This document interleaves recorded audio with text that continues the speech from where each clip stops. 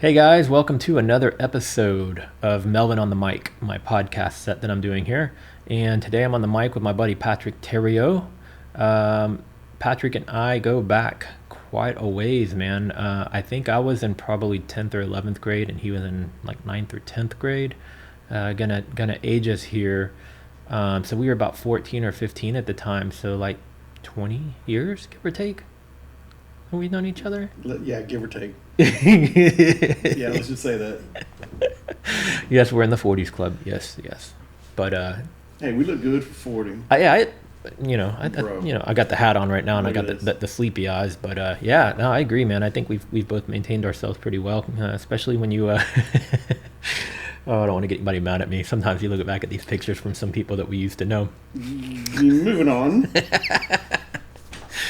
So we got to know each other pretty much in high school. Lots of parties, lots of trips to the beach. So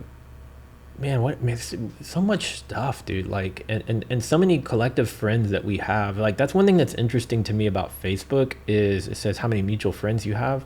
And I want to say that you and I probably have close to 200 and something mutual friends, which is insane to me. You know, I've never looked.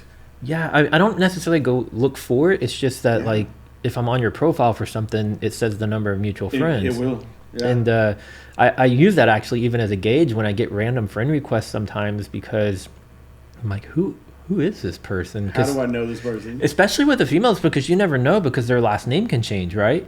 So I'm like, is this somebody I used to know? And then you see the mutual friends, and I'm like, is this somebody from high school world? Is this somebody from, club promotions for me? Is this somebody from Ghost, Texas? Like, where do I know this individual? Is it mortgage industry people? Yeah, right. No, I do the same. Yeah. But, so known each other for quite some time, man. And then we've always had an amazing friendship. I think, Patrick's one of my dearest friends, oldest friends, one of those people that I can talk to literally about anything and everything, the good, the bad, no matter what. You're a great friend, and I really appreciate that, man. Oh, same here, dude. And your parents are like second parents to me. Love your parents and your siblings. Do anything for any of y'all, man. Y'all are family. Extended family both ways. Yeah, I saw your post on Facebook. You're like, go check out the podcast from my second parents, and I was like, oh, that's so awesome, dude. I mean, they are.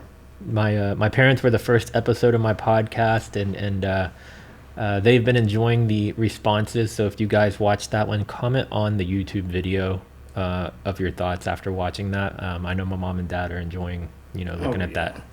Oh yeah, and they deserve to be the first ones. I think. Yeah, I was so torn, not on whether it should be them or not, but initially when I was just trying to figure out, because I was like, what if it's just somebody that I randomly have on as a guest, and then like a couple of years down the line, I'm not really that close with them, or my podcast takes off and does well, which is the goal. Yeah. But I didn't want it to be just random for the first one. And even outside of comments on YouTube and Facebook, I've had a lot of people message me directly by text and Facebook Messenger saying that they really thought the story of my dad coming to the US was interesting.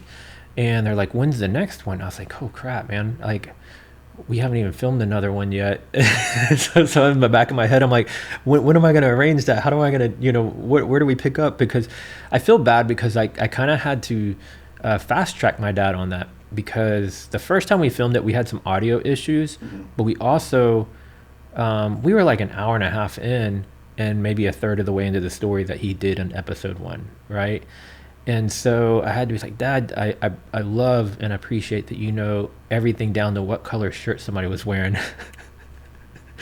But we don't need every detail unless we're going to turn this into a book or something, then we'll set you up with an author, and then maybe you can give them all those like nitty gritty details. So, but that's why he tells the best stories. Yeah. I love your dad's stories. And I have that bad habit too. I can't say anything in just a few words. Everything's like overly explained, but it's like, I feel like every detail matters. Yeah, that's true.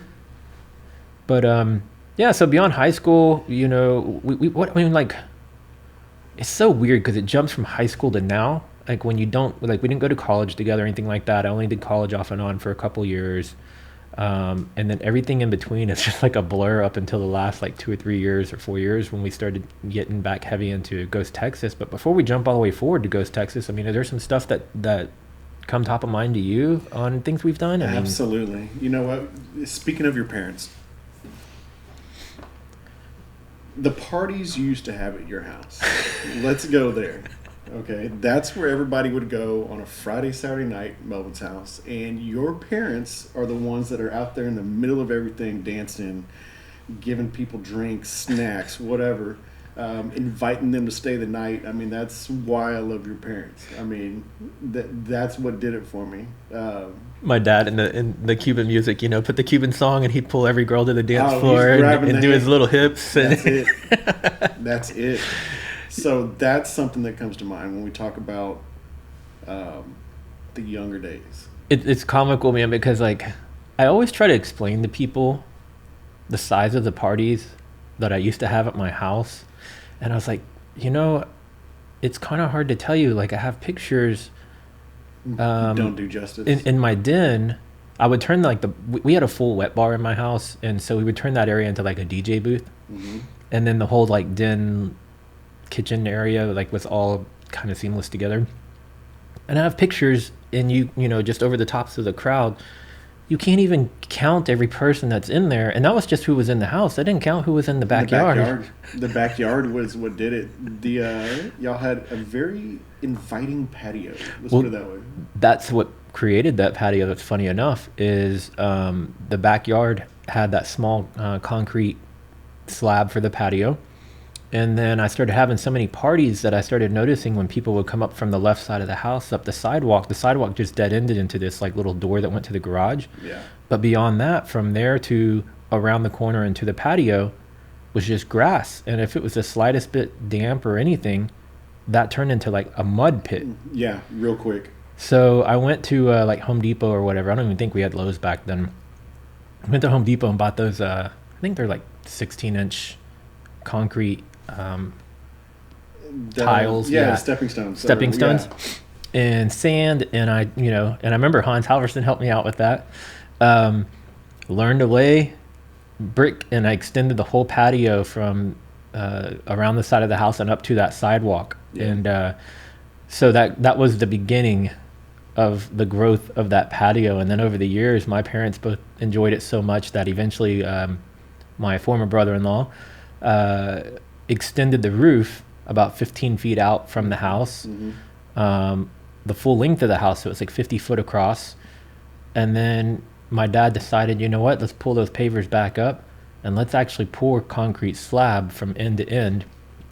And next thing you know, I had a 15 foot by 50 foot patio.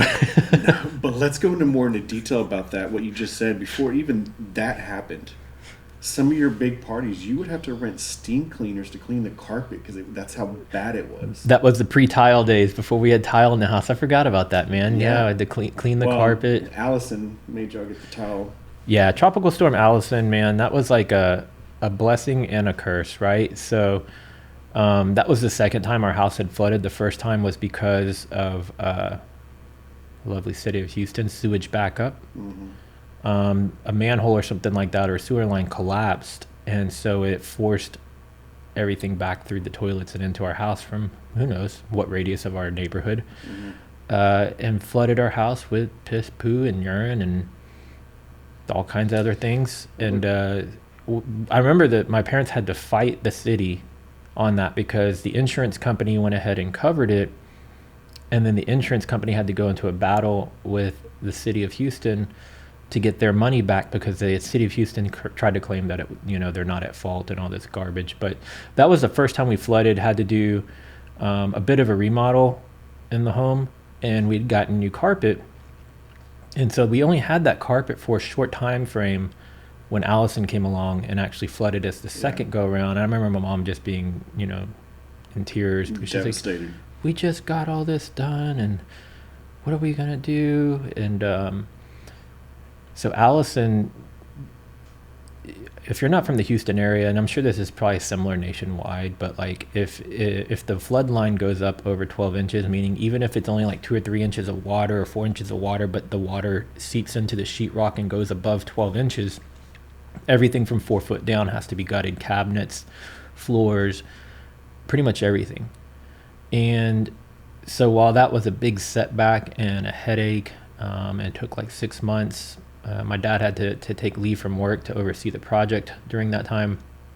But we ended up with kind of like a full remodel on the house. That was when we ripped out all the walls, tile from every single room of the house, including the closets, all new cabinets. That was when the new patio came on. Got rid of the sliding doors, set up 2 sets of French doors. I mean, it was the ultimate party house. I miss that home, man. I'm glad it's still with a friend. Yes, that's right. But I haven't been back since I sold it, man. It's been over 2 years. I need to hit up Carlos and see what he's doing. Yeah. So I didn't mean to go on such a side tangent for, memory lane. Yeah, man. But, I had so many parties, and it's like we're talking about the inside of the house. But like when I used to do the crawfish boils, the last big crawfish boil I did, man, had 700 or 750 pounds of crawfish, 2,000 plus Jello shots. I mean, it was insane. I rented a moonwalk every time, so the kids had something to do. DJs that would come and go. It's mostly usually John, but bro, I remember picking up the crawfish for that party. Yeah, because all that cash with me. You know how nervous I was having that much cash on me. I couldn't go with you, I think, because I had to go to the produce store or what was going on. There was so much going on at your house, bro. But I remember the guys tried to like shortchange you or something, and you had to like put hands on them. There was a physical altercation, and I'm not aggressive. I'm not a fighter. I'm a lover. Same. But when somebody pushes me, there was an altercation. There was blood drawn. Yeah, I remember seeing you like swelled up or shaking. Yeah, man, I was fuming. Even from the moment I left there to get to your house, I was still fuming. I remember. Oh. We never use those crawfish people again. Nope. If you're not from the South and don't know what we're talking about, crawfish boils. I mean, I think it's life. Yeah, I think by now it's pretty well known nationwide, but a lot of people still aren't too up and up on it. It's really more something that originated in Louisiana than anywhere, I believe. Oh, yeah. Then the crawfish get trucked in daily, but from there, and that's what Patrick was doing. You go meet you call in an order, meet them in a parking lot where they do typical deliveries like restaurants. To restaurants, yeah. It's all cash and go straight from from van to truck bed or truck bed to truck bed, whatever. But yeah, boil crawfish along with a bunch of other things, potatoes, corn. A dozen kegs of beer. You know what? Actually, we did. We had 2 or 3 kegs for that party, I think. Oh, you had more than. And I don't even do crawfish myself, so yeah, I had like 100 hamburgers, 100 hot dogs. I mean, I went all out. Balls to the wall. And eventually, what kind of made me have to stop doing that is because the price of crawfish got up so high, and those parties, man. I mean, like easily throughout the day, there'd be 150 people that would come and go, if not more sometimes. The preparation, the cost, the breakdown, loved it. Like I miss being able to host parties and events that big, but it was also so much work, man. And actually, you know what? I couldn't have done those parties without Patrick's help, and also my buddy Alan, who's not here. Shout out to Alan. Yeah, like the chef. Yeah, man. He sent my brother and Amanda a recipe the last time. I'll tell you that in a second. But Patrick and Alan are the ones that did all the crawfish boiling, and that's rigorous work. Yeah, all day. There's a system. You gotta dump them all and get them all to poop, clean them out before you start boiling them. Yeah, nice purge. Yeah, purge. That's the word I was looking for. And it's probably half the day they spent doing that. That was their contribution to the party. And we didn't complain. Not once. We loved it. Yeah, I mean, that's what's so amazing, dude. That's like, having good friends. So when Alan wrote out the instructions for Tito and Amanda, my brother is Tito and Amanda, his wife, he wrote the instructions in a manner it was pretty comical to me. It was like, you need this amount of this fry, to this amount of crawfish. And then as you're reading down, it's like, okay, by now you should be on about your second, maybe your third beer. And from there, this is what you need to do next. And so perfect. Only Alan. Alan had the beer count in the instructions. tried the 16th beer. You should actually, you shouldn't even be touching this boiler. Man, I miss him, dude. I think with COVID, they haven't been able to host their Thanksgiving gathering. Friendsgivings, yeah. Friendsgiving. When I bought my truck, when I was going to do the RV, I did go meet at Alan's house one day to show him the truck. And outside of that, I don't think I've seen him in person in like probably two plus years, except for that one time. And it's like, it's amazing how, I mean, that's what happens. We grow up, people get kids, your life changes, your priorities change. But it's amazing how, like, even in an entire year, it's hard to find the time to meet with people sometimes. Yeah. I was just texting Anna the other day, and I haven't seen Anna, I think, since pre-COVID. So that's like 2.5 years now. And Anna's like, you know, like my sister. It's like my other best friend. We need to make that trip to Austin. Well, that's what we were just talking about. I told her, I was like, I'm going to come soon and do an Austin visit. But I wasn't sure. I told her, I was like, it might be a few weeks, might be a month, because we have a Ghost Texas investigation coming up. And Yep. now that I'm filming with the podcast, my weekends are starting to fill up a lot quicker. And I have plans for some photography videos, because I know that the success of my YouTube channel, and I think it's successful. I'm almost at 15,000 subscribers. I mean, yeah, I'd love to have 100,000 or 1 million, but my audience is continually growing. But the initial success, the big part of the success, is the Blue Trees video, and that is back to my photography days. And You gonna do a part 2 of that? well, I don't know, man. It's tough, because like, just even trying to get people coordinated to do shoots these days is more challenging than it used to be. I think, you know, with Instagram and all of these other social media platforms and stories, and like the days of doing like full-blown photo shoots is kind of few and far between. Yeah, it still exists. Yeah, people are still doing it, but it's harder to find people and shoot. Yeah, I get it. But I have plans. I have some ideas, some things I want to do. I just got to find some people to work with. So if you're listening to this on a podcast network, or if you're watching it on YouTube, you're in the Houston area, or even in Texas, and you're willing to make a commute to Houston, and you want to do a photo shoot, you're a model or aspiring to be a model, or just doing it as a hobby, hit me up, man. Hit me up on social media. Hit me up on Facebook, Twitter, wherever you can find me, Instagram, and let's coordinate a photo shoot, because I miss my photography, man. Like, I still have my full-blown studio, as you know, upstairs. Mm-hmm. And I'm living in the heart of downtown, center of Houston, and I've got endless places within walking distance to do things. So I have a lot of ideas around my photography. I just have not been able to focus on it. And it gets tough, you know, like juggling a full-time job and then already doing YouTube on the side. I always tell people, like, how much goes into post, right? And planning, you know? So the video that you watch is just the final product, but you have to plan for that video. Then you have to film that video, and then you have to edit that video. Mm-hmm. And there's a lot of time that goes into that. And you've learned that through what we've been doing with Ghost Texas. Oh, yeah. And then between that, you know, it's like managing different websites and then trying to stay on top of all the social media, and live a normal life and have communication with friends outside of digital world. It's a lot.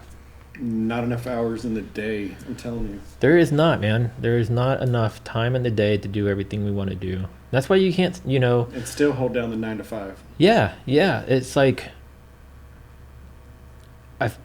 I pretty much live in this room right here. Mm-hmm. Behind me is my main desk. Right there is my work desk. If I work from home, I use that one. If I'm editing and doing stuff, I'm on that one. I'm here most of the time in front of a computer or a camera, or on a microphone, you know, 70-80% of my life. Yeah. Work. Yeah. I don't ever stop, you know, but, well, you know, like, why don't we, maybe talk a little bit. I've already mentioned a few times Ghost Texas, and some people might not know what I'm referring to, so. Well, actually, Ghost Texas, it originally started, I want to say, in the early 2000s, 2004. Reason being, a I started dating this girl. Things were getting serious. We moved into a house we were renting that was haunted. I've always been into the paranormal experience. I've had experiences when I was younger, so I've always been into it. But actually living in an active house, and it's not even just me. We've had guests that have come, that have stayed. Tons of people experience stuff in this house. So more or less, I just wanted to start documenting. This is the house from Tara's aunt or grandmother. This was the house they all lived in, which, by the way, the girl I'm talking about who we were dating, I'm now married to. Yep. I have a child with. Yep. But yeah, so it was the house that her and her siblings lived in with their mother.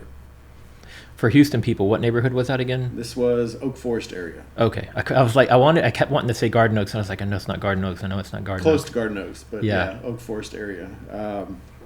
And even before I was even in the picture, there were a few occurrences that happened in this house. And ironically enough, everything started, like, I guess, getting pretty active after my wife's mother passed away. She passed away complications of lupus. So I didn't have a chance to meet her. I've heard tons of stories. I knew I would have loved her. That's when stuff, I think, started happening, like, more frequent. Okay. And so just me being in the house, it just seemed like it was focused on me more than my wife, or even there was a period of time where my brother-in-law was living with us. It just seemed like it was focused more on me. We even had a friend living with us that experienced stuff, but it was all the time. Like, something was picking on me, right? Yeah. I can give you a couple of little stories of stuff that's happened. But so we lived in that house for a while. It was time for us to move on because, like I said, we were renting the house at the time. And even the last day we were in this house, something happened. The last night. So this was the second time I have seen an apparition. It happened in this house. Mm-hmm. I heard voices, stuff moving. Your typical haunted house, right? Yeah. So with me saying all this, I just knew that I wanted to go out and experience more stuff. Well, I needed a good team, right? Yep. I wasn't going to do everything on my own. So that's when I reached out to you and a few other people, and I'm like, let's get this going. Yep. So we started on it. Went to a couple places, and mind you, like I said, this is still early 2000s, so a lot of the equipment you see on TV that these ghost hunters are using just wasn't around. Yeah, we had like one single camera from Jason that we were using. Oh yeah, the infrared, and even that, I mean, back then those were expensive as shit. I mean, Yep. It's just not something you just go pick up at a store, with a paycheck. Yeah, I think it was like $2,000 or something for a little handy cam at Sony or Canon, whatever Easy, it was, right? with the IR in it, and it was it digital? I don't even remember. Yeah. It was digital, but this is early digital. Oh yeah, early digital. And you know what? In audio recorders, you might have an EMF detector. I mean, but that's it. That's all the stuff you had. I remember we were using powder. I mean, anything. Yeah, if you want to get a movement on an object, throw a little baby powder around it. Yeah. So, we did this for a little bit. Things fell apart. Don't know where it happened, why it happened. I think we also at that time, part of the reason it fell apart too is that we didn't, like, I wasn't really heavy into photography yet. We only had the single camera, and then even taking it and doing anything in post, nobody really knew how to edit. Nobody had the ability, the software, the computer. We didn't know anything. But even back then, it was we just wanted to capture something on camera. Yeah, we were just doing it for fun. Yeah, we weren't trying to put it on YouTube or anything like that. Was YouTube around? 2006? I don't know. Hey Google, what year did YouTube come out? And if it did, it wasn't big. 2005. On the website Britannica.com, they say, by the time YouTube was officially launched on December 15, 2005, it was serving more than 2 million video views each day. People also sometimes... Hey Google, stop. 2005. Wow. So, That's something I didn't know. But it wasn't very big. No. Hey Google, stop. Was she telling you a recipe? She was about to start playing music or something, I think. She needs to stop talking. She's just interrupting our interrupting podcast. this podcast. Google. Just had a simple question. Jeez. So, Sorry about that. no, it's fun. Yeah, so that was it, man. So that's kind of how it all started, man. Actually, living in a haunted house will motivate you to do stuff like that. Yeah. You know? Yep. And then, the other part of it kind of slowly going, falling apart too is when we lost Ryan. Yes. So one of our members, Ryan Burr, he did pass in a car accident. That hit us all hard. Yeah. I mean, he was somebody else we grew up with in high school and would see at Melvin Maya's parties. I mean, if he was still here, he'd probably be sitting right next to you at that other mic. Ryan would still be part of Ghost Texas. I know this for a fact. So yeah, that was tough. His birthday just passed this last couple of days. Yeah, it did. Love that dude. Yeah, man, I miss him, man. I think it's been 12, 15 years now, something like that. Yeah, 2009, 2010, 2011. Something like that. Shoot. Yeah. 10 to 12 years. It's still hard to believe, man. It's just, yeah. I know. But, yeah, so that was the thing. So I'm glad Ghost Texas started back up again. And main thing is we're just having fun. I'm having fun doing it. Yeah. You know? We've been doing it, the resurrection of it, Yes, for Ghost Texas. 3 to 4 years now. Yeah, 3 years. And although we haven't put out like a ton of episodes, we put a lot of time and energy into the episodes we do put out. We always have a lot of off-camera discussions, and we have a lot of other investigations that we've done. And the goal was to still go ahead and turn those into episodes, even though we didn't really feel like we had much, if any, strong evidence. Yeah, because that's the thing. You can't go somewhere and be like, all right, Ghost, talk to me. Show yourself. Do it. I mean, it doesn't happen that way. I mean... Yeah, so we've got more content available, but it's just when it comes time to trying to meet up and edit and put a fluid start to finish storyline together, it's like, man, do we really want to focus a lot of time on these ones where we didn't really get anything? Where nothing was captured, yeah. Yeah, or do we want to put our time into the ones that we did get stuff and then, focus on moving on to the next one? So, again, while we might not have a lot of episodes out, we've done a lot of investigations. Oh, yeah. And like I just said, that's the thing. I mean... And it's a hobby. I mean, you'll be in one investigation where you actually catch stuff, but what about the other 10 that you did before that? Nothing. Exactly. I mean, it's just kind of what happens. Maybe one day, just for fun, we'll start throwing in the other stuff. And we got one coming. Is it next weekend or the weekend after? 2 weeks. So the first weekend in August, we will be up in East Texas investigating a haunted mansion. What is the date on it we're going? August 6th. That's not... So not next weekend, but the weekend after. Yeah. I'm like, hold on, wait. I'm getting lost here because I'm like, I think I got something else going on this. So you better cancel that. Well, that's speaking of which, I used Calendly to book the podcast. Yeah. And I had that investigation on for Saturday, Sunday. I had the calendar blocked out, and somebody just messaged me yesterday for the podcast, and I was like, yeah, just here, use this link, go book it. Mm-hmm. And she booked it, and I was like, wait, I think that's when the investigation is. So I went and checked, and sure enough, it was. And I was like, what the hell, Calendly? So I had to go fix it in Calendly, make sure those days were blocked out, and tell her, hey, my apologies, got to cancel this. Can you reschedule? And of course, she didn't mind. But yeah,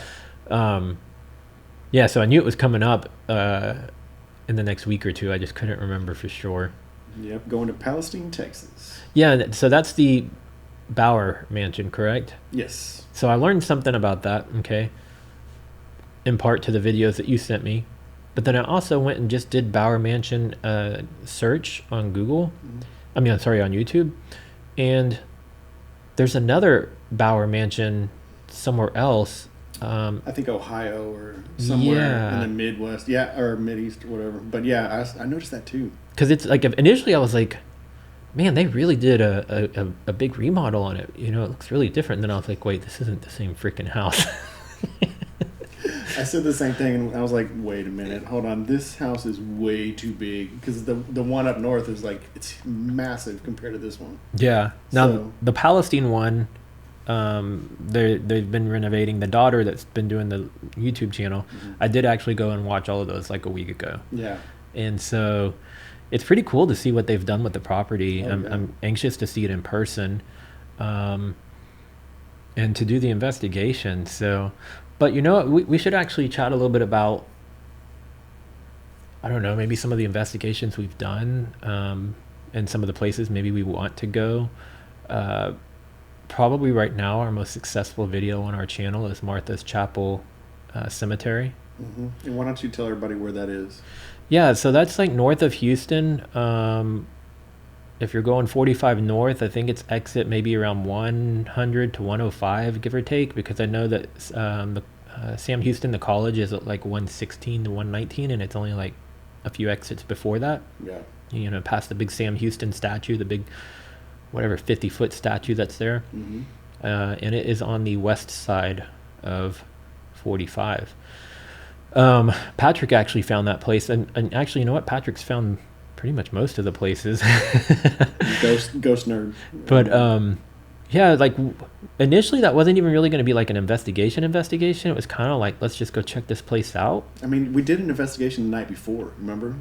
Yeah, So that was this- like our first one. Yeah. So this was like, hey, we're still like we got Investigation the adrenaline, mode, dude. yeah. We got the adrenaline's still pumping. Let's do something. And we didn't even use a lot of different stuff. I mean, like I took the drones just to have some cool aerial shots, and we had speaker, our spirit box, and an EMF, and a couple cameras. But it was neat because in the moment we didn't realize we were catching stuff that much, but in the review, in the post, is when we found things and found meaning in things that we didn't realize. You know, like one of the first things that Patrick heard on the spirit box and reviewing was in the direction of the south, and that was actually originally what we were going to name the episode. Yeah. And so I think you said it was Tara that discovered that the headstones all face south. Yeah. And- In that little section, because if you ever go there, you'll notice that there's a smaller, older section of the cemetery, and then towards the back there's Like a second half of it. it's much larger, and a lot. I hate to say it, newer deaths, More recent deaths. But in the smaller section, the cemetery, that's it. All the headstones are facing south.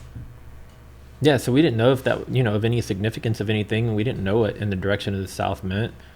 That's what we're kind of attributing it to. We don't know if that's even accurate, but I mean that's what made sense. Yeah. And then some of the other things, like the cemetery was founded on a family or names of Bowden, Bowden, yeah. Bowden family, and the word Bowden came directly through the spirit box while we were in Clear front of the Bowden headstones.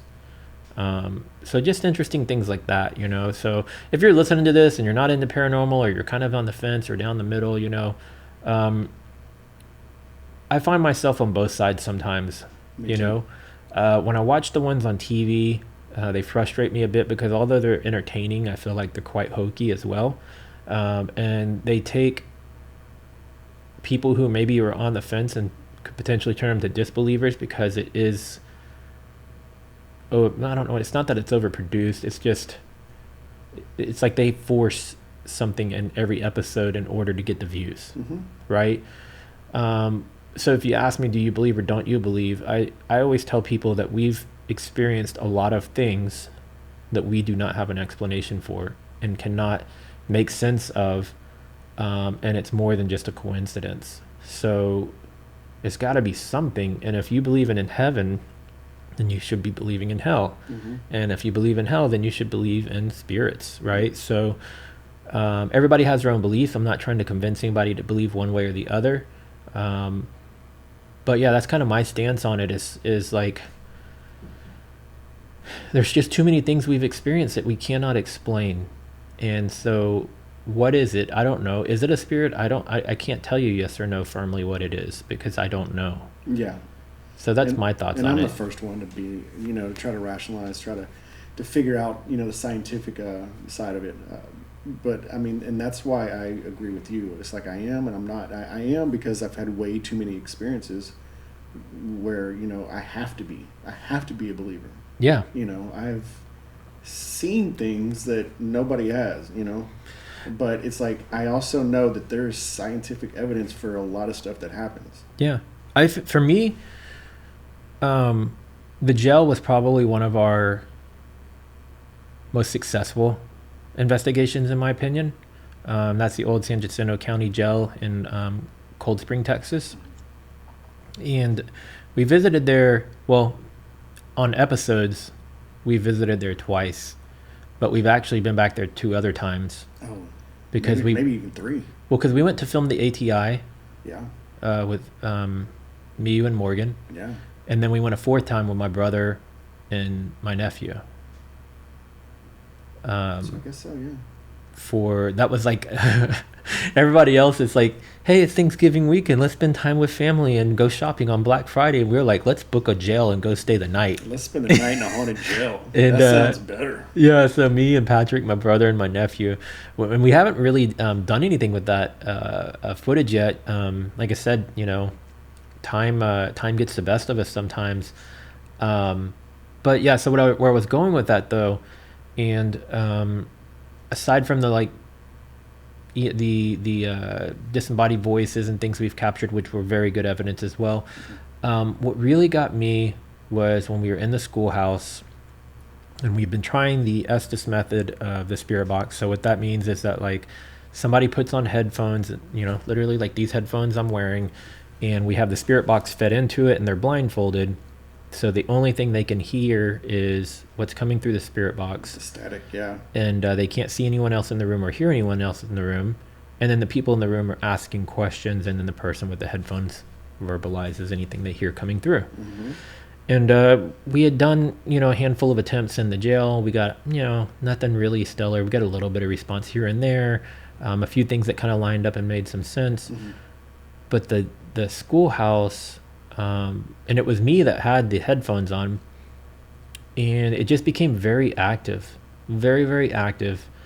And so I was just, it's kind of weird because the words were coming through so rapidly and so frequently that I kind of became like a speaker myself. Yeah.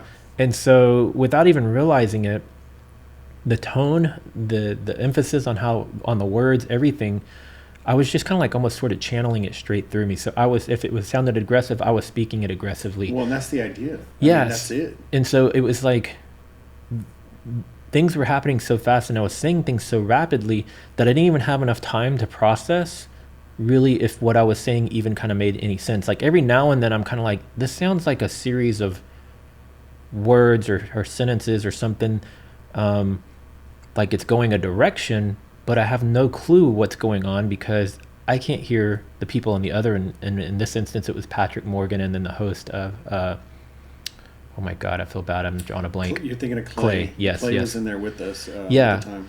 So, watching that back to this day, I still, get, goosebumps. My hair raises on my arms because it was like Patrick and Morgan were having a conversation with someone that was channeling through you. Yeah, and then there was just too many things that were on point. There were too many things that made sense, and it's just weird. And I also remember we've done spirit box a ton of times, traditional method of just hearing, and the part of the Estes method is not just the fact of channeling it through a person, but it's also more appeasing to the viewers because they're not hearing that constant noise, right? Because it's very loud, very disruptive, and it can make it hard to consume the content if you're hearing that constantly, right?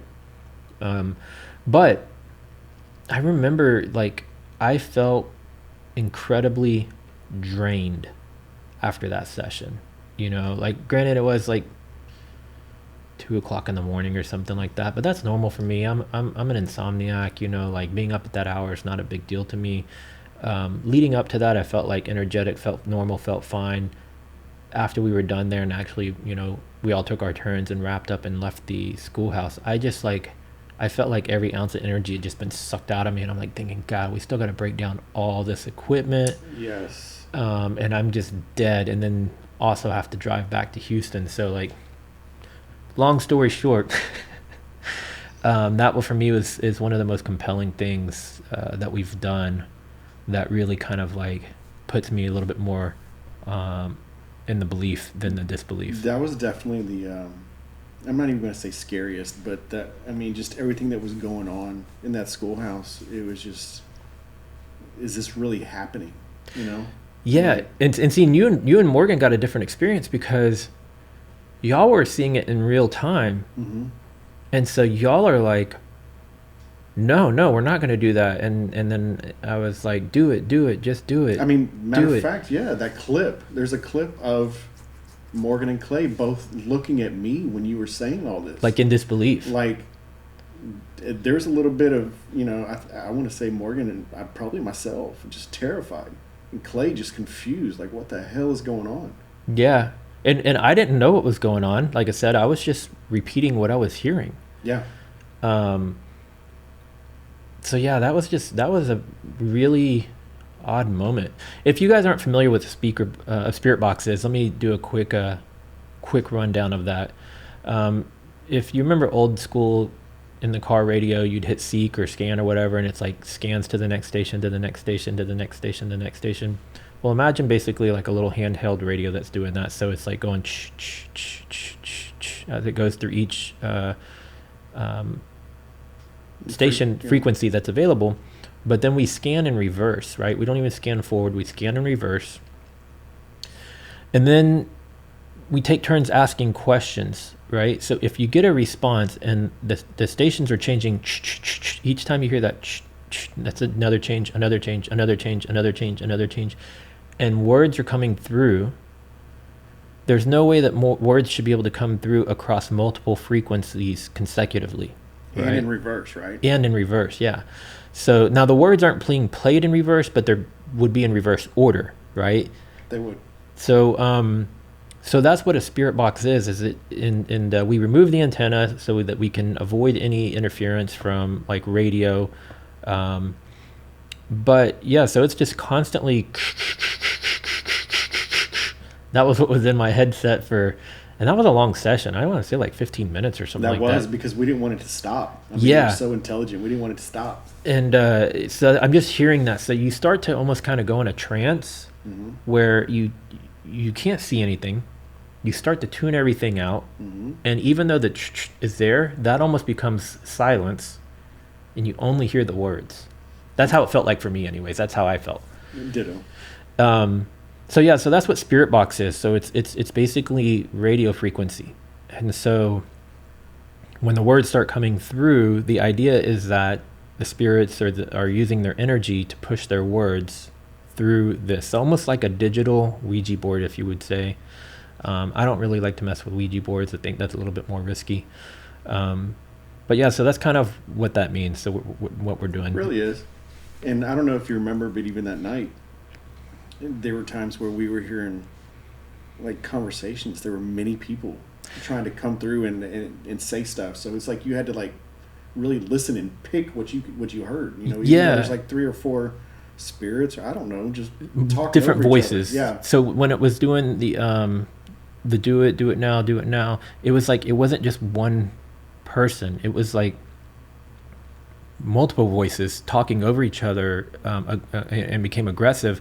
And it's almost like if you got a room full of people and you're doing a press conference, you're like, all right, next question. And you put the mic out and then everybody's yelling their question all at once. And you're like, hold on, only one of you at a time, only one of you at a time. That's kind of how it was. It was everybody was speaking over each other. So it's like, not only did it seem like there was a presence there, it seemed like multiple. Mm-hmm.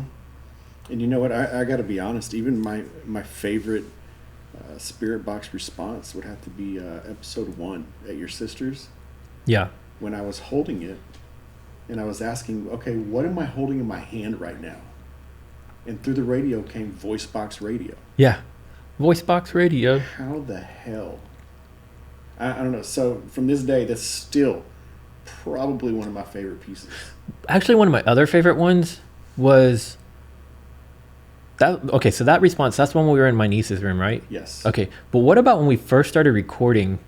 Oh yeah. And what did it say? Because I remember we would joke about it. We were going to even do the edit to the like the CSI, like the. Oh, did you hear that? Yeah, it said go grab the equipment. Yeah. Because I remember I was like, hey Melvin, I'm going to walk around a little bit. Just try to, walk around the house with the spirit box running. Why don't you go ahead and follow me? Because you had the camera. And as soon as I said that, hey, grab the equipment. So I'm glad you remember, because I couldn't remember what the phrase was that it had said. Yeah. And the look on your face, you're like, did you just hear that? Or did you just catch that? And just to think, that was just the beginning. Yeah. I mean, we would get like the best piece of evidence of paranormal. I mean, you can't argue that. I ask what I'm holding in my hand and I get a freaking response. Well, and then not long after that, in my niece's room, is when we were kind of focused on that one corner of the room. And we didn't realize until we reviewed multiple devices that we had gotten like a little girl's voice or something, but it only came through one of the cameras and not the others. And I remember it was difficult initially to kind of like line all that up, because Premiere gives you tools in editing to synchronize things via audio, but when you're doing Spirit Box, it's not the easiest thing to try to synchronize. And so I remember us trying to find the same spot and get it all aligned properly.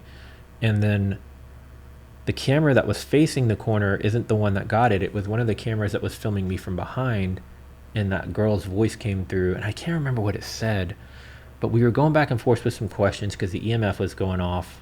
You remember what I'm talking about? And then one of my nieces repeated back like whatever came through. Was this when I got the chills? Yeah. It was in that moment, but I can't remember what was said. Well, this means you guys need to go check out the video. Absolutely. Speaking of which, I've been trying to make sure I mention this in all the podcast episodes I'm filming right now. Currently, this is only on YouTube, but my goal is to release this across all the podcast networks. So if you're listening to us on a podcast network, it is available in video format, and that means that my goal of getting it on the podcast networks has gone through by now. But if you're only watching it on YouTube, eventually the goal is to be on all the podcast networks. So I meant to mention that at the very beginning. That's a good goal. But yeah, man. So what other episodes? The other interesting one was a close friend of mine that I've known literally since kindergarten. She reached out to me because she has a home, and there was a sudden unexpected death with her fiance. And she kind of caught wind of what we were doing as far as investigations, and she reached out to me on Facebook. She's like, hey, I see that you're doing these investigations and stuff. There's been some things going on in my house since the loss of my fiance, and I didn't even realize her fiance had passed, so I felt bad about not knowing. Yeah. And she's like, would y'all, be able to come out? And so I was like, yeah, of course, absolutely. But by the way, like, we don't charge for this. Like, we don't ask for money. If somebody reaches out, we're just going to go put our best effort forward that we can. Our goal is to give resolution or closure or to debunk or what have you, right? Mm-hmm. So we went over there, did the whole thing. I got a ridiculous arsenal of cameras. Ridiculous. So we set up all our cameras, had the whole house basically covered. We had, cameras that we were carrying around. Did a pretty thorough investigation for several hours leading up to close to around midnight-ish. Yeah. And Patrick and I were both getting a little fatigued at this point, and it's like, let's kind of start wrapping up. So we started packing up some of the cameras and things. And Patrick had left a baby monitor running upstairs. And we were all downstairs. And we heard this kind of like shuffling noise, this like... And it was loud. Yeah, it was really loud, and it came through the baby monitor. And we were all kind of like pretty much like checked out and done.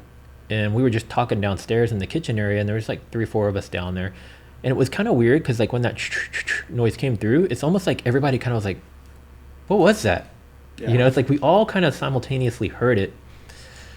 And so Patrick quickly grabs one of the cameras, runs upstairs. We call each other on the cell phones, and he's like going room by room, kind of trying to recreate that noise we heard. yeah, replicate it. And he's like, and I'm like, no, no, no, no, no, no. And then eventually we hear it, and I'm like, wait, where are you at? What did you just do? I was like, I just walked. Yeah. And so what it was is he walked in the guest bathroom. Pretty much throughout the entire investigation, the upstairs guest bathroom was never even open. We didn't even open that door.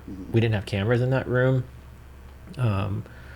So he goes back and forth 3 or 4 or 5 times, I don't remember, until we identify, yes, that is the identical noise.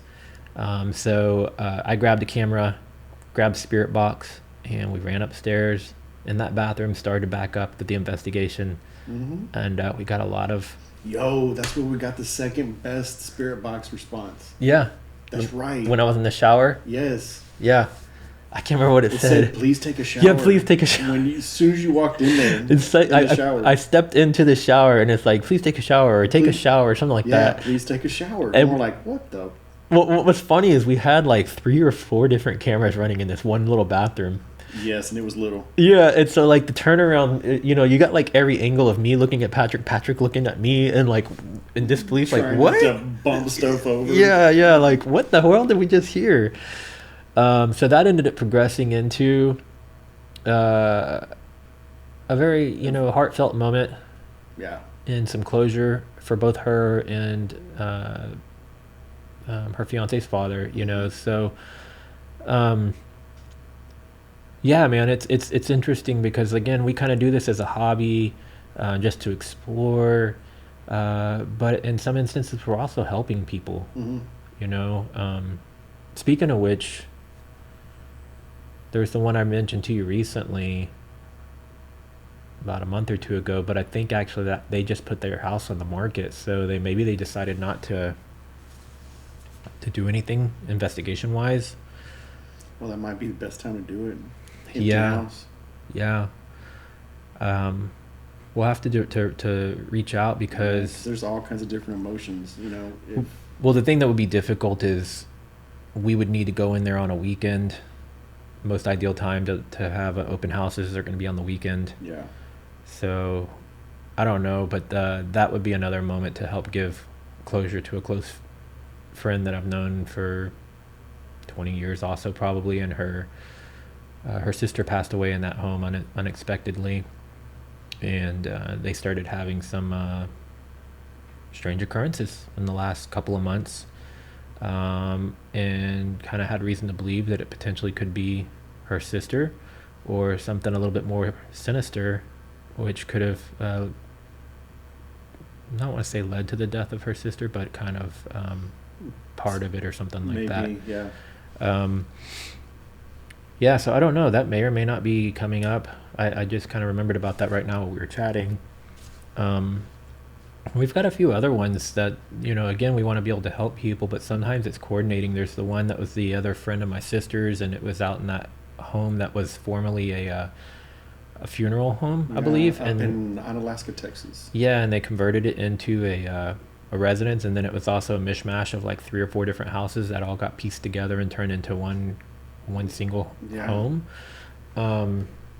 And we've been wanting to go out there and do this one, but it's a bit of a drive. Well, and it was also when we first started planning it, it was right when COVID hit too. So that was another thing, because we had it planned. That was going to be, which is still something that, as you know, the whole purpose of Ghost Texas is investigating historic Texas places. Yeah.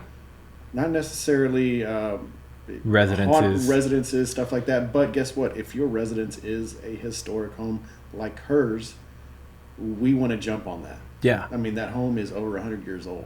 Yeah, and I guess I should say that it's like, while we don't mind helping some friends and family when things come up, we're not trying to chase down every little occurrence at someone's home. But we're not going to deny help. I mean, we're not going to just, we're still going to be there if somebody needs us. Yeah, because there's the other one we did. What was that main road that one was off of? That was in Navigation, East Texas, West Mount Houston, East Mount Houston, up in East Texas. East Houston. East Houston. Which, I still have mixed feelings on that one. Like, I think there was 1 or 2 small things that we potentially caught. Oh, yeah. In the attic. But I also feel like the sound barrier on that house was little to none. It was on a busy road. It was on a busy road. It was on a it didn't have a concrete foundation. Mm-mm. The walls were thin, Mm-mm. and there was a lot of foot traffic. Mm-hmm. So if somebody was standing outside talking, you could easily hear it in the home, and the noise, the what is the overhang, the eaves of the house, or the parts that hang over the side of the house were for ventilation. Oh, where the attic is. Yeah. God, I know what it's called, but I can't think about it. It's where the overhang of the roof of the home is. So it's where all the hot air would blow out. Yeah. From the attic. So which is open, like you said. So if somebody's walking by talking. Yeah, that goes straight into the attic, and then the attic carries down throughout the entire house. So it's like there's a lot of noise contamination. That's where I'm going with this. Absolutely. And does it mean you completely disregard the claims that were made from what brought us there? Not necessarily. It doesn't mean that. It just means that while we were there, which was for several hours, we were there for like 6 hours, I think, or something. Yeah, 6 to 8 hours. And probably had like 20 something different cameras running. Yeah. And we got very little. So again, that was an attempt at helping a friend.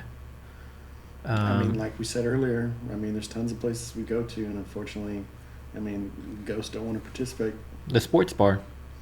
We did go to a local sports bar, which I would still like to go again. There's still something about that area I'm not sure about. I think we need to return, but there were too many people there, and we need a cleaner investigation. Yeah, and that's just tough because, as you know, any bar here in Texas, they shut down at 2. So you have to be polite and let the staff of this bar clean and do what they normally do. So, I mean, like, for instance, we didn't start our investigation until 3:30 in the morning. Yep. You know, so that was another thing. It's just, it's tough. And then there were just too many people that kind of hung out and lingered around. Yeah. Which, I mean, who knows? We can maybe chat with the owner, see if we can have a part 2, a redo. A redo. I think it's just like a full redo, because, like, even looking back at what we got, I don't know that. I mean, it's been a while now. I don't recall anything that we really specifically got. There was nothing. Yeah.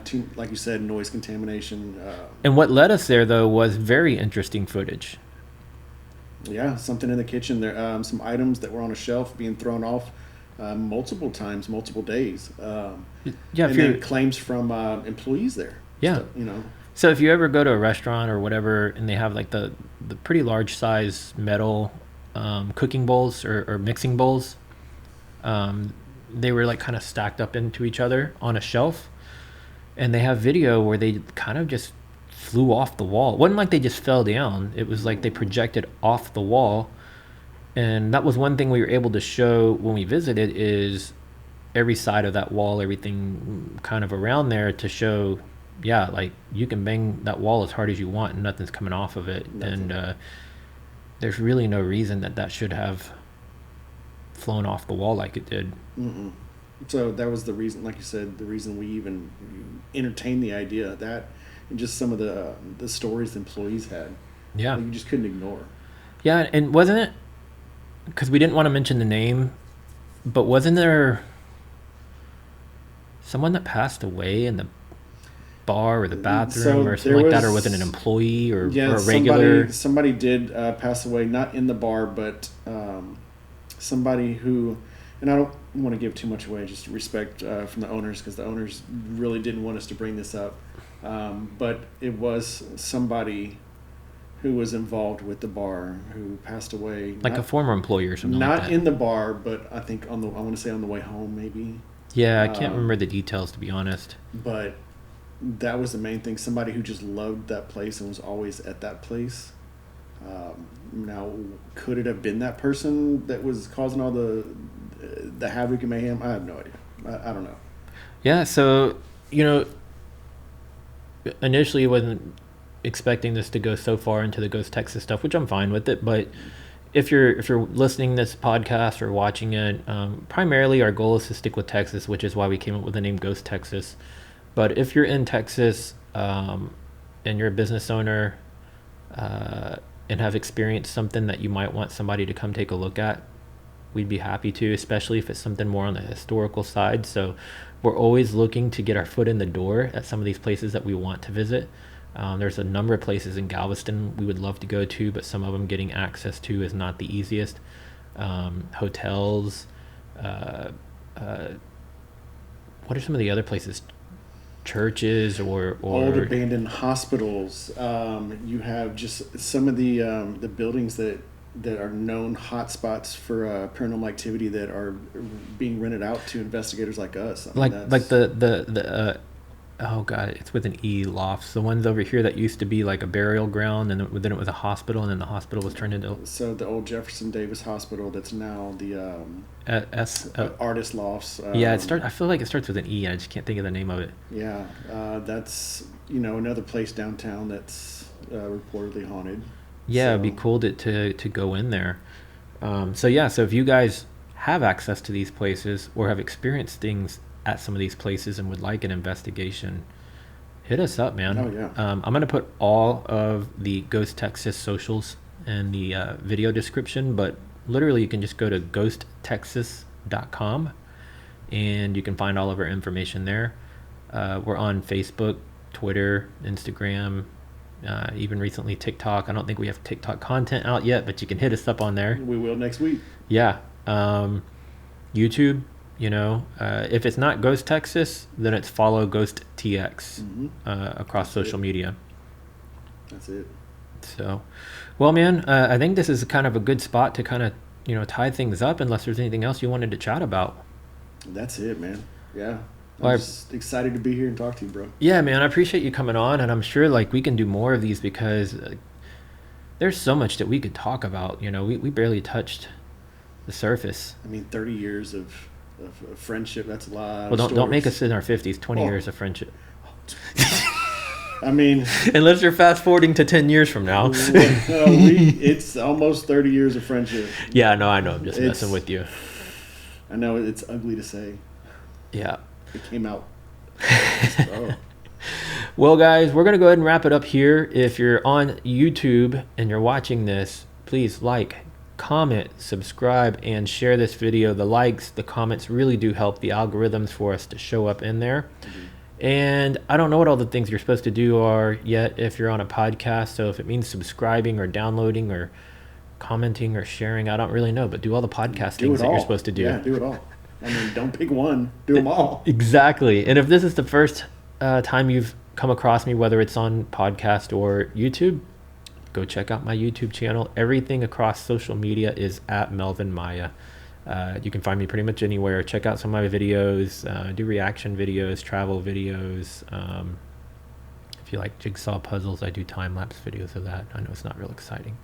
But the finished product is phenomenal. Yeah, but I do a lot of content, so go check that stuff out too. And that's it, man. I will see you guys in the next one.